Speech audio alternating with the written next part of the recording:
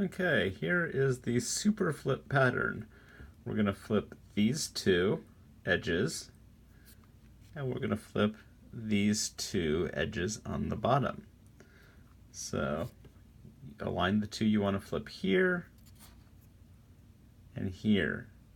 It's really easy. It's just middle down, top to the right. 1, middle down, top to the right, that's 2, middle down, top to the right, that's 3, middle down, top to the right, that's 4. These two flipped, and these two flipped.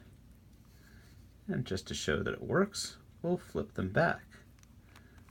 Middle down, top to the right, 1, middle down, top to the right, 2, middle down, top to the right, 3, middle down, top to the right, 4th time, and it's back to being fixed.